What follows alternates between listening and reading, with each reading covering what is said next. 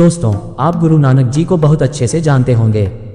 गुरु नानक जी के विचार और उनसे जुड़े कुछ किस्सों के सूत्र को अपने जीवन में उतार लेने से हमारी कई समस्याएं खत्म हो सकती हैं। आओ जानते हैं उनसे जुड़ा एक ऐसा किस्सा जिसमें उन्होंने संदेश दिया है कि हमें दूसरों के ज्ञान का सम्मान करना चाहिए और ज्ञानी लोगों से कैसे पेश आना चाहिए। जब विद्वानों के गांव पहुंचे गुरु नानक देव अपने शिष्यों के साथ एक ऐसे गांव पहुंचे जहां के लोग बहुत विद्वान थे। वह गांव ज्ञानी लोगों की वजह से बहुत प्रसिद्ध था। गुरु नानक ने गांव में प्रवेश नहीं किया और गांव के बाहर ही डेरा डाल दिया। ये देखकर सभी शिष्य हैरान थे कि नानक जी गांव के बाहर ही क्यों रुके हैं। जब गांव के लोगों को गुरु नानक के बारे में मालूम हुआ तो कुछ लोग उनके डेरे में पहुंचे। गांव के लोग एक गिलास में दूध लेकर आए थे।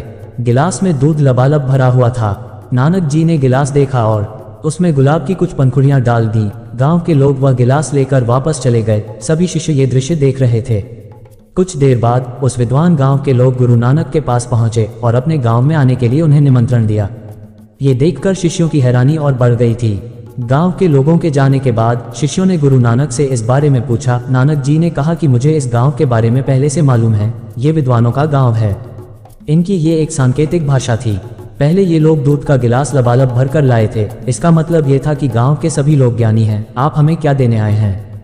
मैंने उस दूध के गिलास पर गुलाब की पंखुड़ियां रखकर यह संदेश दिया कि हम आपके ज्ञान के साथ कोई छेड़छाड़ नहीं करेंगे।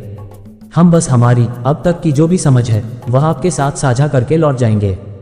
गांव के लोगों को ये बात अच्छी लगी और हमें गांव में आने के लिए आमंत्रित किया। इस किस्से में गुरु नानक ने संदेश दिया है कि हमें कभी भी अपने ज्ञान का घमंड नहीं करना चाहिए और दूसरों के ज्ञान का सम्मान करना चाहिए। तभी हमें समाज में सम्मान मिलता है। जब भी किसी विद्वान से मिलना हो तो विनम्र होकर ही मिलना चाहिए। ज्ञानी व्यक्ति विनम्रता से ही प्रसन्न होते हैं।